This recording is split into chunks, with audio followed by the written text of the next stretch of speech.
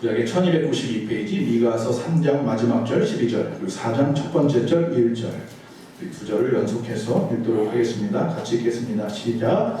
이러므로 너희로 말미암아 시온은 가라엎은 밭이 되고 예루살렘은 무더기가 되고 성전에 사는 숲의 높은 곳이 되리라. 끝날에 이르러는 여호와의 전의 산이 산들의 꼭대기에 굳게 서며 작은 산들 위에 뛰어나고 민족들이 그리로 할렐루야.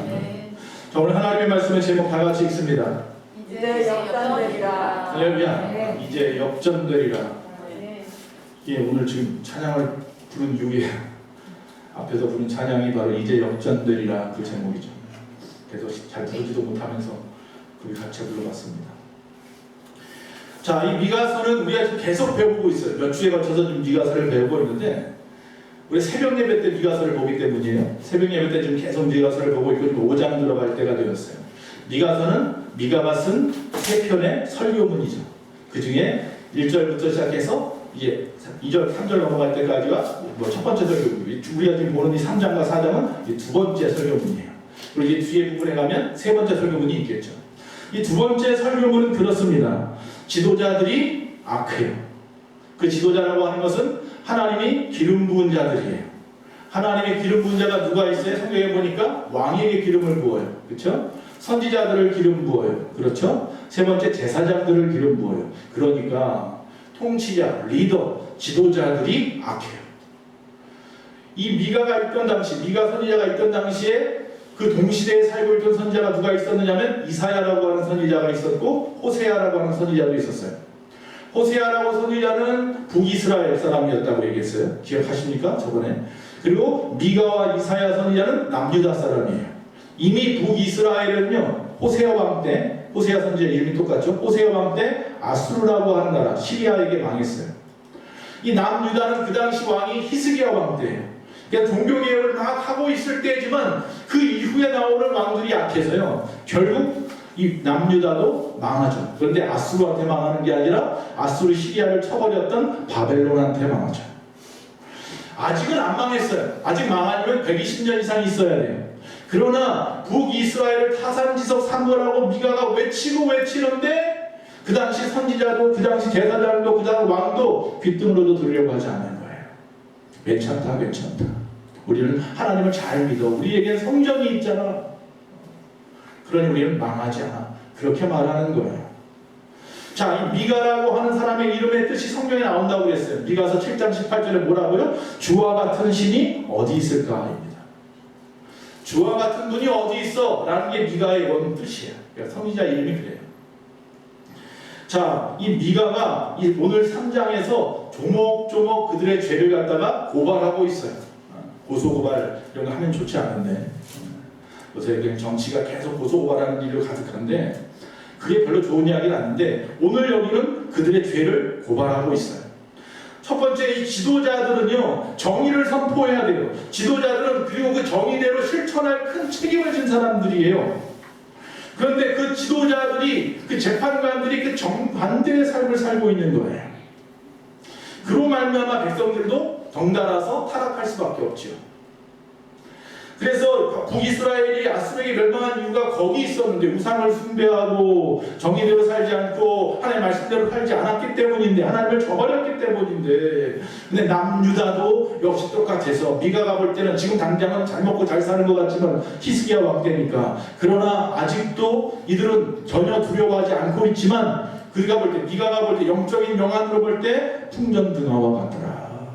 지금 이 시대를 바라보는 우리의 눈이 그래야 됩니다. 지금 우리가 잘 먹고 잘 사는 것 같아요.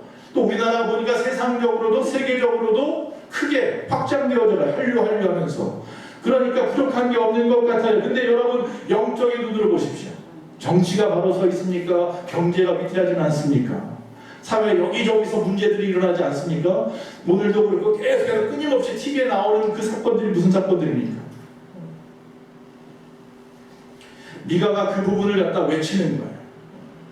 그런데 그 당시에 그들은 그것을 받아들일 준비가 안 되어 있어요. 그래서 첫 번째 미가의 그 설교문의 첫 번째 대지는 뭐냐면 바로 이거예요. 지도자가 부패하면 나라가 망합니다. 지도자가 부패하면 뭐가 망해요? 나라가 망합니다. 통치자들이 선을 미워하고 악을 좋아하고 가난한 자들을 야만적으로 대하고 학대하고 폭정을 행하며 그럼 망하는 거죠. 미가서 3장 4절에 보니까 이런 말씀이 있습니다. 그때에 그들이 여호와께 부르짖을지라도 응답하지 아니하시고 그들의 행위가 악했던 만큼 그들 앞에 얼굴을 가리시리이다.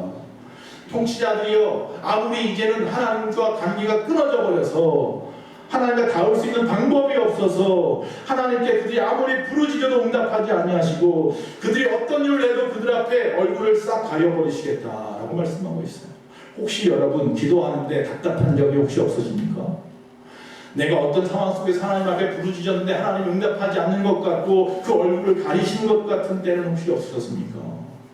오늘 그 말씀을 하고 있어요. 루마니아가 공산국가였을 때에 그 당시 부카레스크라고 하는 감옥이 정치인 수용소가 있었어요. 이 부카레스크에 어떤 목사님이 잡혀가 들어가 있었어요. 이 사람이 모진 고문을 당했어요. 그리고 그가 먹는 스프는 양배추 스프 하나만 주는데 거기다가 마약을 타서 줘요. 정신이 혼미해지게 만들어요. 그러니까 신경쇠약에 걸려있어요. 온몸은 육체적으로 너무나 연약해져 있는 거예요. 그가 매일같이 하는 일이 하나 있는데 하나님 앞에 기도하는 일이죠. 그가 그 감옥에 살 일이 뭐가 있겠어요? 기도밖에 없죠. 그가 항상 기도할 때 뭘 기도하겠습니까? 주기도문을 해요. 우리가 지금 주일마다 뭐 보고 있어요? 지금 주기도문 시리즈 설교하고 있어요. 이제 6번째 설교가 이번 주에 들어갑니다. 지난주에 일용할 양식을 주시옵고까지 배웠죠. 자, 주기도문을 갖다가 이 목사님이 외웁니다. 하늘에 계신 우리 아버지여. 다시 외웁니다. 하늘에 계신 우리 아버지여. 왜 그래요? 그 다음에 생각이 안 나는 거예요. 정신적으로 희미해져가지고 신경쇠약에 걸려서 그 다음에 아무리 생각하려고 해도 생각이 안 나는 거예요. 하늘에 계신 우리 아버지요. 하늘에 계신 우리 아버지. 그러다 그가 기도를 바꿨어요. 하늘에 계신 우리 아버지는 확실하게 기억이 나니까 하늘에 계신 우리 아버지요. 내가 지금 그 다음이 기억나지 않더라도 하나님께서 다 아시니 주님께서 응답하실 줄로 믿습니다. 그렇게 기도하는 거예요. 나는 지금 기억을 잃어버렸을지라도 주님이 가르쳐준 기도니까 주님은 다 아시지 않습니까? 그대로 내가 하나님 앞에 기도하기 원하니 주님이 응답하실 줄로 믿습니다. 이 기도가 응답됐을까요? 안 됐을까요? 당연히 응답되죠.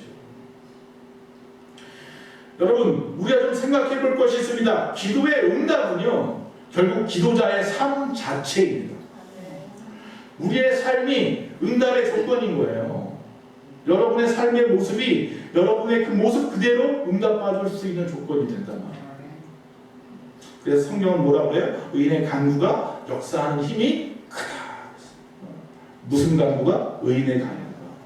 그러니 이 통치자들이 악행을 행하는데 하나님께서 응답하시겠습니까? 당연히 그의 얼굴을 가리시겠죠. 선지자들도 마찬가지입니다. 선지자들도 돈벌이를 위해서 예언을 합니다. 예언은 뭐예요? 말씀을 선포하는 거잖아요. 돈벌이를 위해서 선포합니다. 목사가 강단에서 돈벌이를 위해서 설교합니다. 80년대, 90년대만 해도 신학과가요, 과가 보통 경쟁률이 10대, 20대 아니면 뭐 들어갈 수도 없었어요. 제가 87학번인데 그 당시만 해도 신학교 들어가려면 정말 목숨 걸고 했어야 돼요. 그렇게 많은 사람들이 몰려왔어요. 신학교 졸업하고 전도사, 강도사, 목사만 되면 그 당시 교회만 지으면 부흥하던 때니까 어디를 가더라도 큰 교회에서 목회할 수 있고 또 부목사 생활도 할 수 있는 그런 때였어요. 그래서 많은 사람들이 몰려왔는데요. 저희 교단에 신학대학이 있잖아요. 서울 한영대학교요. 이번에 수시 모집한 것에 대해서 그 레포트를 했는데 보니까 다른 과는 뭐 사회복지학과니 뭐 여러 가지 뭐 재활학과니 뭐 이런 과들은 뭐 10몇 대 1까지 됐는데 신학과는 0.8대 1이더라고요. 물론 정시가 또 있긴 하지만 안 와요. 이제는 안 와요. 그러니까 이 서울 한영대학교만 그런 게 아니에요. 장로교 신학대학도 마찬가지고 저 서울신대도 마찬가지고 감리교 신학대학도 마찬가지고 신학과에 사람들이 안 와요. 그만큼 뭐 은혜를 받고 사명감 가지고 목회를 하겠다, 하나님의 일을 하겠다 그런 사람이 적기도 하고요. 이거에서 못 벌어먹고 살겠다고 생각하는 사람도 있는 거예요. 예전에는 목사, 전도사만 되면 교회 권사님들이 자기 딸하고 결혼하라고 저한테도 죄송하지만 줄을 섰었어요. 몇 사람한테 이렇게 줄을 섰었어요.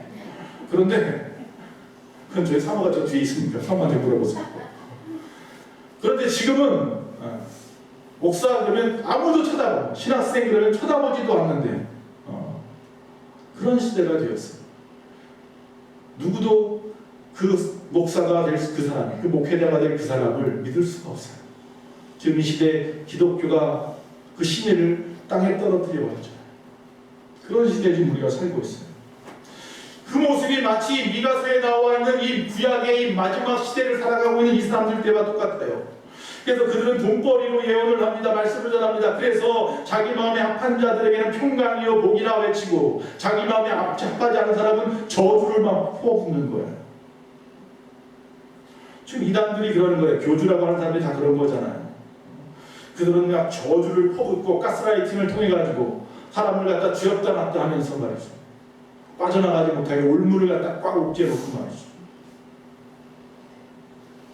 갈라디아서 1장 10절에 이런 말씀이 있습니다. 이제 내가 사람에게 좋게 하랴 하나님께 좋게 하랴 사람들에게 기쁨을 구하랴 내가 지금까지 사람들의 기쁨을 구하였다면 그리스도의 종이 아니니라. 할렐루야.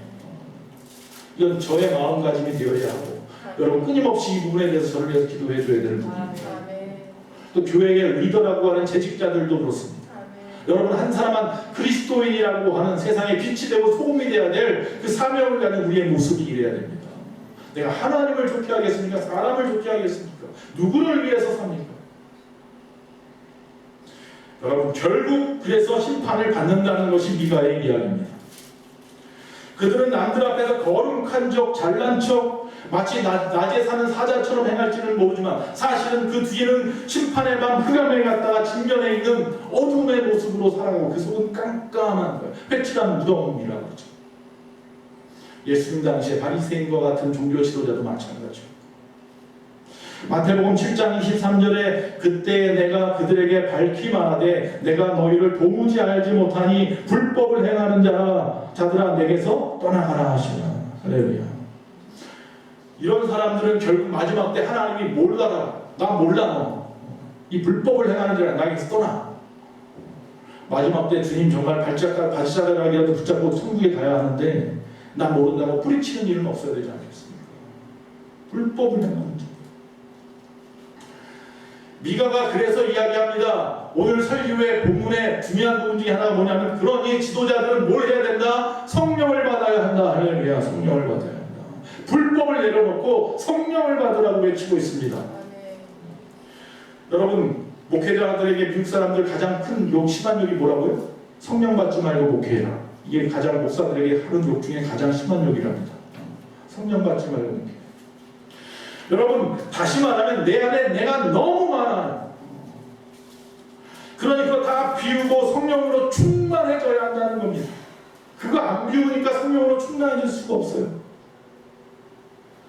미가서 3장 8절에 오직 나는 여호와의 영으로 말미암아 능력과 정의와 용기로 충만해져서 야곱의 허물과 이스라엘의 죄를 그들에게 보이리라. 할렐루야. 미가가 자신 있게 이야기합니다. 마치 바울처럼 자기의 신앙을 자신 있게 이야기합니다. 그 당시 많은 거짓된 선지자들, 제사장들, 통치자들을 향하여 외치는 겁니다. 다 버려라. 하나님이 너에게 낯을 가져버렸다. 다시는 응답도 하지 않을 거다. 너희들 결국 심판받아. 그러니 나처럼 행해라. 나는 여호와의 영으로 충만하다. 할렐루야. 여호와의 영으로 충만해 주십시오.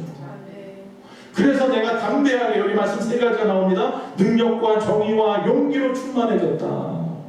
이 시대에 우리에게 필요한 거 아니겠습니까? 하나님이 부어주신 그 능력은 도대체 어디 있습니까? 우리가 공의를 행합니까? 불의를 행합니까? 우리 안에 담대함이 있단 말입니까? 눈치 보고 게으르고 나태하지. 이 핑계 저 핑계 자기 합리화에 빠져버린 신앙생활 아닙니까?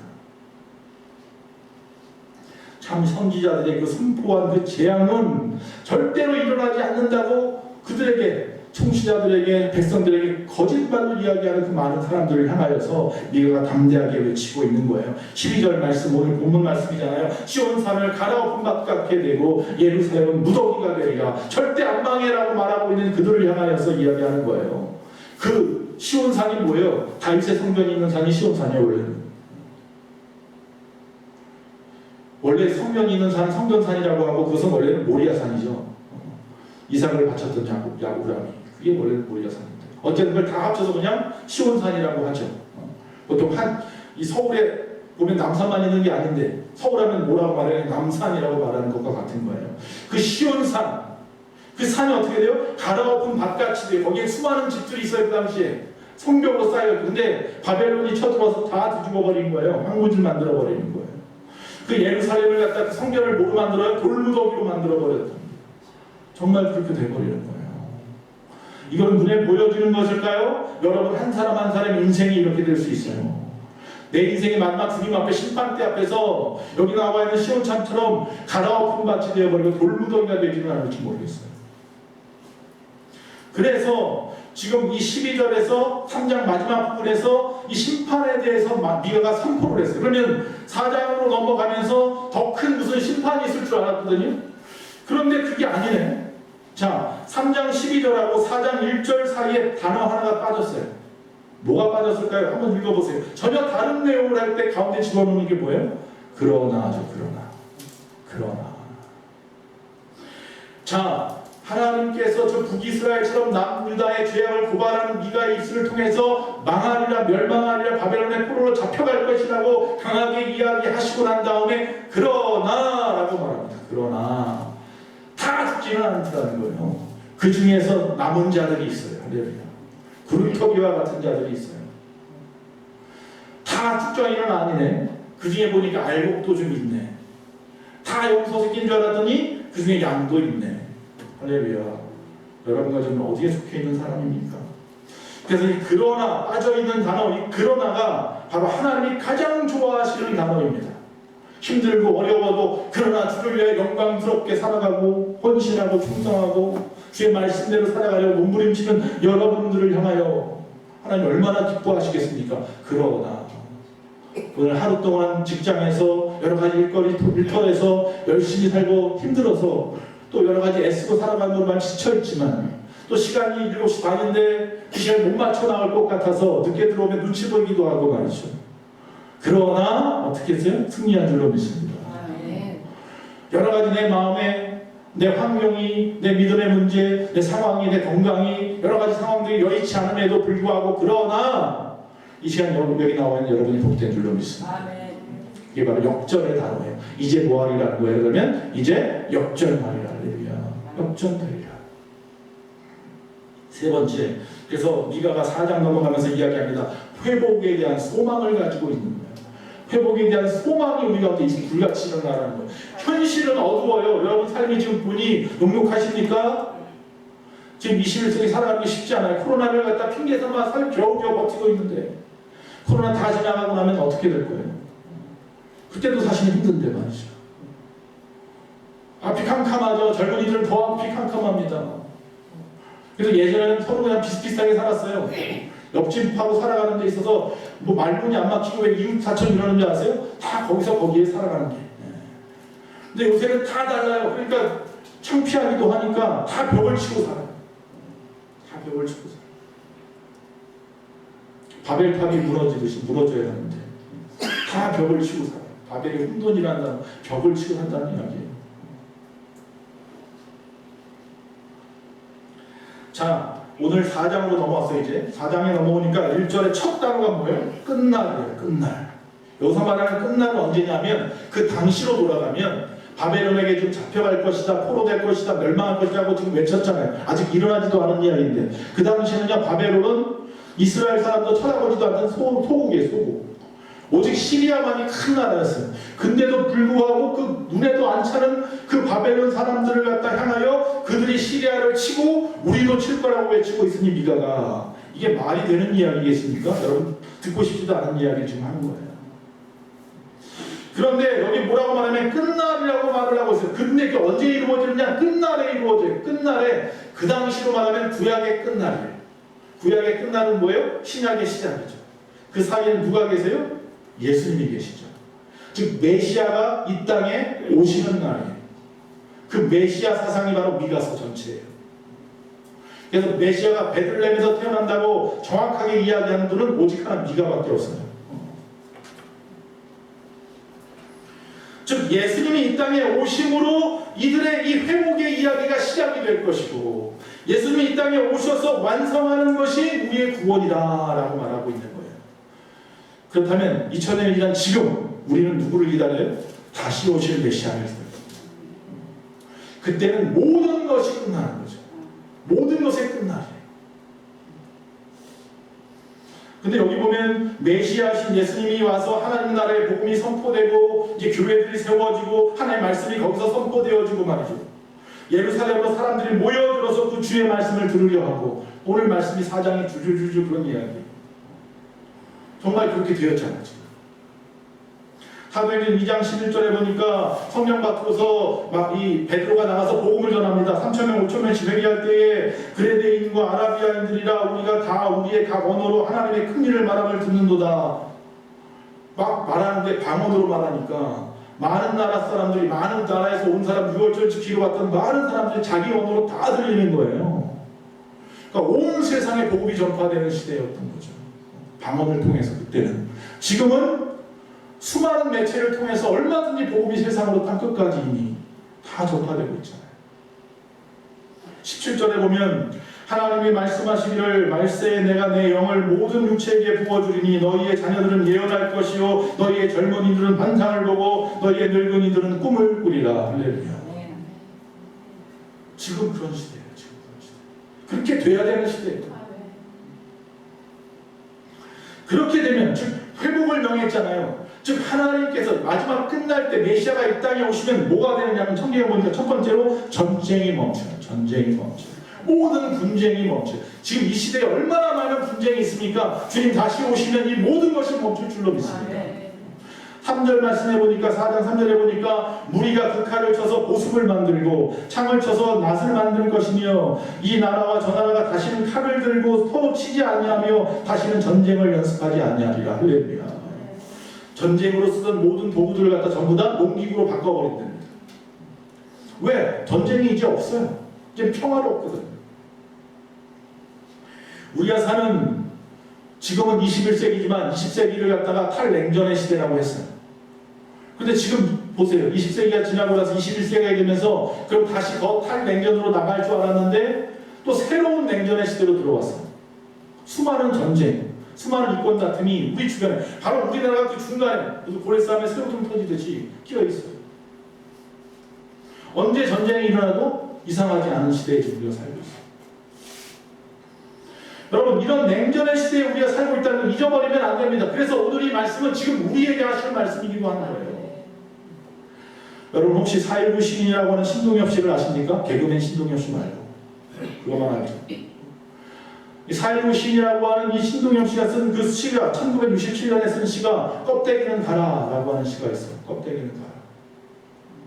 거기 맨 마지막 구절이 이거예요. 한라에서 백두까지 향그러운 흙가슴만 남고 그 모든 새우치는 가라. 즉 억압과 압제에도 피비린내 나는 그 전쟁은 가라, 떠나가라 라고 외치는 거예요. 두 번째, 주님이 오시면요 평화와 안식이 찾아올 것입니다. 전쟁이 멈췄으니까 당연한 얘기죠. 4절에 나와 있어요. 각 사람이 자기 포도나무 아래와 자기 무화과 나무 아래에 앉았을 것이라 그들은 두렵게 할 자가 없으리니 이런 만군의 여호와 입이 이같이 말씀하셨느니라. 할렐루야. 그때가 되면요 각자마다 포도나무가 있나 봐요. 각자마다 무화과 나무를 키운대요. 실컷 드시기 바랍니다. 이왕이면 샤인머스켓으로 이왕이면 맛있는 걸로 그 아래 밑에 있는 거예요. 얼마나 좋겠어요. 성경에 보면 이와 같이 무화과나 포도나무 아래에 있다는 건 뭘 의미하느냐면 평강과 안식과 쉼을 이야기하는 거예요. 여러분 이 교회가 무화과나무가 되고 우리 교회가 포도나무가 되어서 이곳에 오는 자마다 영의 안식과 쉼과 힘을 얻는 능력을 얻는 귀한 장소가 되기를 간절히 원합니다. 열왕기상 4장 25절에 보면요 솔로몬 때의 이야기가 나와요. 솔로몬 그러면 가장 부귀영화를 누렸던 왕이잖아요. 거기에 뭐라고 되어 있냐면 솔로몬이 사는 동안에 유다와 이스라엘이 단에서 지금 별 꼭대기에 있는 동네예요. 단에서 부엘세바 맨 밑에 있는 동네예요. 이삭이 살았던 그 부엘세바에 이르기까지 각기 거기 사는 모든 사람 이스라엘 사람들이죠. 포도나무 아래와 무화과나무 아래에서 평안히 살았더라 그랬어요. 언제? 솔로몬 왕때는 전쟁이 없고요. 그때는 그 모든 사람들이 그 나무 아래에서 편안하게 쉬었다는 거예요. 광야잖아요. 이스라엘 땅의 대부분이 다 황무지잖아요. 근데 거기에 나무들이 있는 곳마다 사람들이 모여들어서 쉬고 있다는 이야기죠. 예수님께서요 제자를 세우시는 중에 빌립이라고 하는 제자가 한 사람을 데리고 왔는데 나다나엘이라고 하는 사람을 데리고 왔죠. 저기서 와요. 근데 그 안에 간사한 게 없다라고 예수님이 얘기를 하니까 나를 어떻게 하십니까? 어떻게 보면 좀 이상한 이야기일 수 있어요. 간사한 게 없다 그러니까 나를 어떻게 하십니까? 만약에 그 안에 간사한 게 많다 그러면 날 모르시군요 이랬을지도 모르겠는데 그렇게 하고 와요. 자, 그런데 예수님께서 그에게 말합니다. 네가 무화과 나무 아래에 있을 때 내가 너를 보았노라 그래요. 근데 이 나다나엘이 무화과 나무 아래 자주 있었던 거예요. 근데 한 번도 예수님을 자기 본 적이 없는데 예수님은 자기를 봤대요. 이 이야기가 이 말이 안 되는 이야기가 시작되는 거예요. 근데 내가 너를 보았다고 하는 거 이걸로 깜짝 놀라지 마라. 너는 이거보다 더 큰 것을 보리라 그랬어요. 더 큰 건 뭐예요? 나중에 예수님이 십자가에 죽는 일과 그가 부활하시는 일을 볼 거잖아요. 그러니까 승천하는 것도 보잖아요. 그리고 그를 위하여 제가 그가 마지막에 순교까지 당하잖아요. 그 이후에 나다나엘이라는 이름은 없어지고 바돌로메라 이름이 바뀌어서 나오죠. 원래는 나다나엘 그의 이름이고 바돌로메는 이름이 아니에요. 돌로메의 아들이라는 뜻이잖아요. 바자는 아들이라는 뜻이잖아요. 그러니까 바돌로메, 바예수, 바요나 시몬한 바요나 요나의 아들, 요나의 아들 시몬한 거죠. 그러니까 바돌로메는 사실 이름이 아닌데 바돌로메라고 보통 이제 이름이 나와요. 어쨌든 간에 이 바돌로메 사건 속에 보면 무화과 나무 있을 때 보았다고 말씀하고 그리고 나서 이야기합니다. 하늘과 땅 사이에 하나님의 말씀, 그 말씀을 가진 천사가 있어서 그 천사가 사다리 사이에서 오르락내리락하는 창세기 28장에 야곱이 아버지와 형을 속이고 장자권을 빼앗아서 베델로 도망갔다가 돌베개 베고 잠이 들었을 때 꾸었던 그 꿈에 대한 환상을 이야기하시잖아요. 그거 어떻게 알았지? 나다나엘이 바로 그 부분을 읽고 있었는데 성경에서 매일 요새 그 부분을 요새 읽으면서 그 말씀의 뜻이 무엇인지 알지 않은 거예요. 사다리가 누구예요? 바로 저분이시구나. 메시아였구나. 그가 길이요 진리요 생명 되시는 분이에요.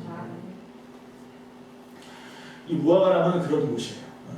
그곳에 앉아서 성경도 읽고 쉬기도 하고 잠도 청하고 주님이 오시는 날이에요. 우리가 그날을 고대하는 이유가 여기 있어요. 세 번째로 그런데 지금은 여호와를 의지하라. 자, 지금 참 미가가 설교를 잘했나? 이런 설교 되게 좋아하는데 그걸 보통 이런 설교를 내러티브 설교라고 해요. 이야기 설교. 성경을 이야기처럼 막 풀어가는 건데 막 풀어가다 보면 나도 모르게 거기 내가 열차 안에 그 설교라는 열차, 말씀의 열차에 내가 같이 탑승을 해서 같이 가는 거예요. 내가 그 현장에 있는 것처럼 창문 바깥에 보이는 모든 그 당시 상황들이 막 보여지고 지나가지는 거죠. 끝나고 나면 좋은 여행 한번 한 것 같은 마음이 아주 편안도 오고 쉼도 얻고 말이에요. 힘도 얻어서 내리는 내리면서 내가 가지고 왔던 모든 무거운 짐은 다 그냥 그 열차에 놔둬버리고 그러냐 홀가분하게 내려오는 우리 교회 예배가 그런 예배가 되는 것이 제 꿈이기도 합니다. 자, 그런데라고 말씀 5절에 갑자기요. 자, 이런 일들이 벌어질 거야. 전쟁도 없어질 거고 포도나무 밑에서 쉴 거야. 무화과 나무 밑에서 쉴 거야. 야, 메시아가 오늘 이런 날이 끝날에 오는구나. 그러니까 지금 어려워도 힘들어도 참아내야 되겠구나. 그러고 있었는데 뭐라고 되어 있느냐면 바로 그분에 대한 이야기를 하는 거예요. 5절에 갑자기 요새 젊은 사람들 말 현타가 옵니다. 현실 자각 타임이 현타예요. 갑자기 현타가 오는 거예요. 그건 언제 일어나는 일이에요? 마지막 때 일어나는 이야기고 전쟁도 없고 평안을 얻는 건 지금 현재는 보니까 지치고 먹고 살고 있어요. 지금 당장 보니까 너무 힘들어요. 5절에서 그러는 거예요. 다시 말하면 메시아가 오시면 그렇게 되는데 그러나 아직은 아닙니다. Not yet 그런 거예요. 아직은 아니에요. 여러분 우리가 저 하늘에 소망을 두고 살아야 하지만 그러나 아직은 아니에요. 그래서 우리는 이 땅에서 끊임없이 싸워야 합니다. 세상과 싸워내서 이겨내야 되는 거예요. 표면상으로 어떤 얻는 안정이나 평강 가지고 야 내가 편안을 얻었다 안정을 얻었다 거짓말하지 마세요. 그럼 안 되는 거예요. 여러분 정말 편안하십니까? 정말 안정을 찾으셨습니까? 제가 거짓말하지 마세요 이런 말 하면 되게 사모가 싫어하는데 어떻게 또 말이 나왔네요. 사람들한테 자극적으로 다가간다고 그런 말 하지 말라고, 위압감을 느낀다고. 죄송합니다. 어쨌든 진정한 평화는요, 우리 주님이 이 땅에 오심으로 얻어지는 거잖아요. 그러니까 우리는 아직은 부족한, 2% 부족한, 아직은 여러 가지 세상의 때가 묻어있는 모습으로 살아간단 말이에요. 아직 이 땅에서. 오직 끝날 주님이 다시 오실 때까지, 그래서 우리는 이 땅에서 뭘 해야 하는 거예요? 여호와를 의지해야 되는 이유가 거기 있어요. 지금은 각각 자기 자신의 신들의 이름을 의지하느니라 분명히 먼저 말을 해요. 세상 사람들 현실적으로. 그러나 나는 오직 하나님 여호와만 의지하겠다라고 말하고 있는 거예요. 자, 여기서 자기 신들의 이름, 그 당시 무슨 신이 있습니까? 귀신이면 몰라도 신은 없어요. 오직 하나님만이 신이십니다. 귀신도 다 피조물이잖아요. 자, 여기서 말하는 신은 그러면 뭐 부처님입니까? 뭐 공자님입니까? 여기서 말하는 신은 그렇게 눈에 보여줄 외형적인 어떤 인간이 아니라 바로 우리 안에 내면에 숨어있는 욕심의 우상들을 말하는 거잖아요.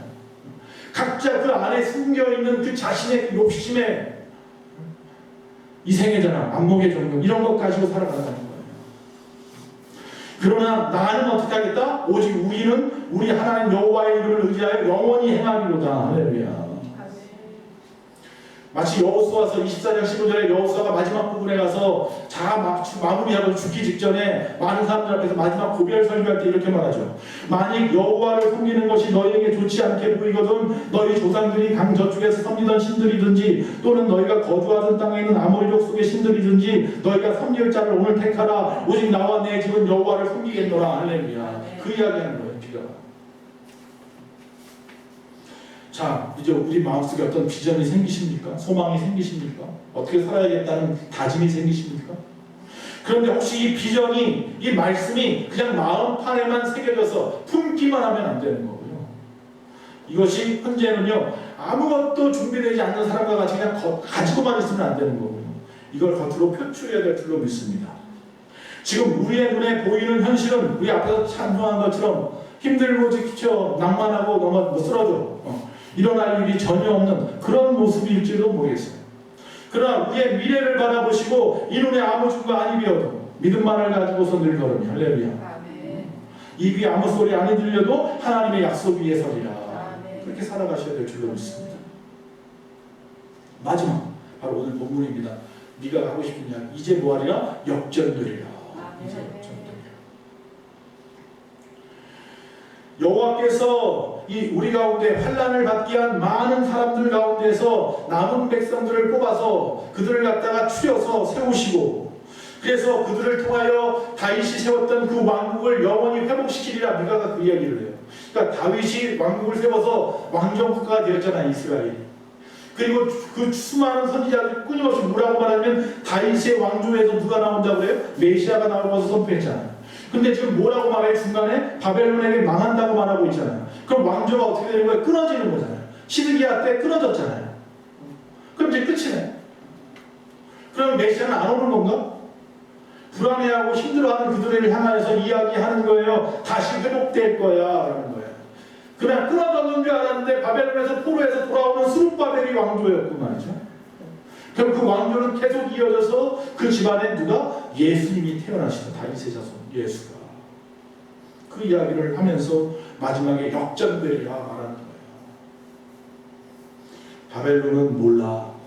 너희들이 지금 고난당하는 거 너희가 죄지어서라고 생각할지도 모르겠어. 자기들이 힘을 얻어가지고 자기의 힘으로 너희들 억압하니까 하나님이 어딨냐고 말하는지 모르겠지만 이 모든 것도 다 하나님의 뭐예요? 큰 그림이라.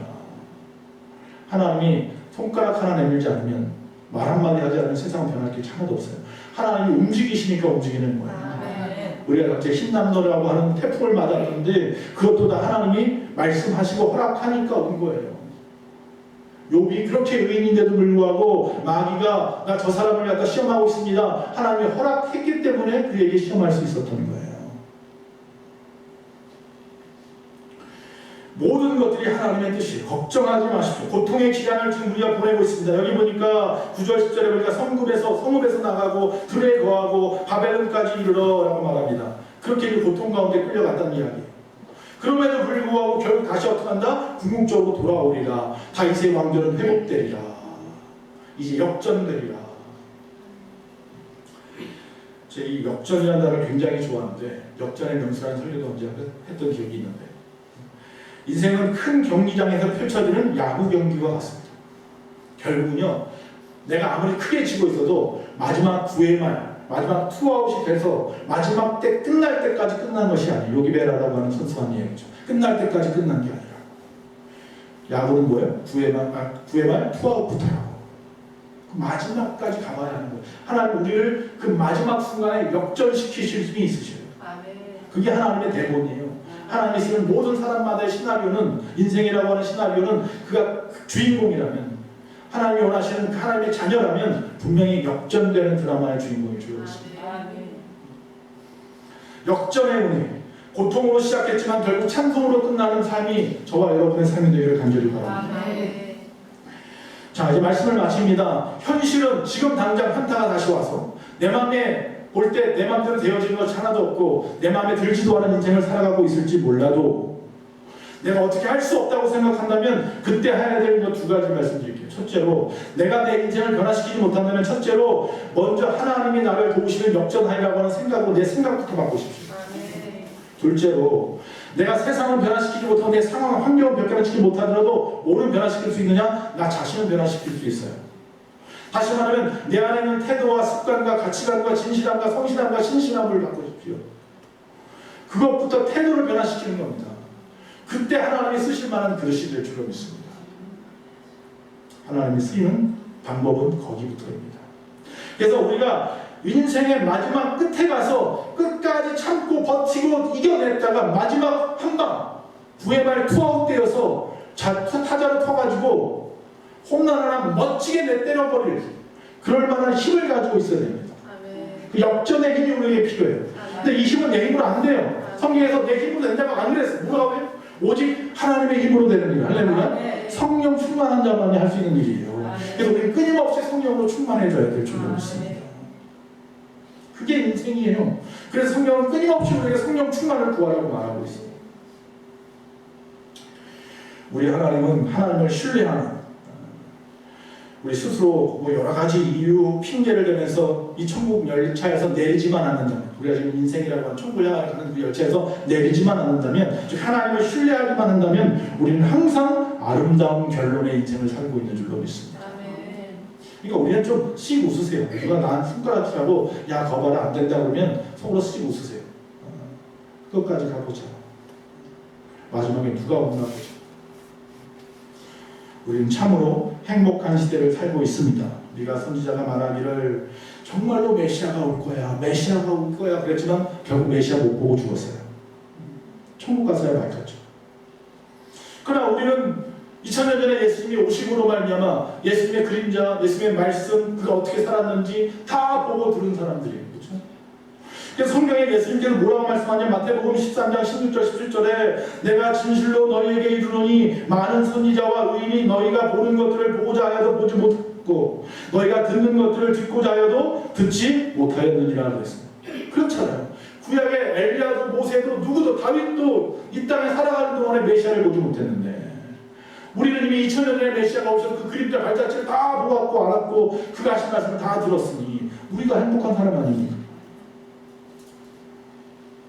근데 우리가 그렇게 은총을 입어도 우리가 아직 그리스도의 왕국에 들어가지 않았으니 우리가 여기 나와 있는 미가 선지자의 말처럼 어떻게 하라는 거예요? 여호와의 영 성령으로 충만해야 하고 그래서 능력과 정의와 용기로 충만하여 살아가야 한다는 사실인 거예요. 그래서 우리는 생명, 우리 심령을 새롭게 해야 되고 그리고 세상의 욕심이 아니라 하늘의 소망으로 살아가기를 간절히 축원합니다. 기도하겠습니다.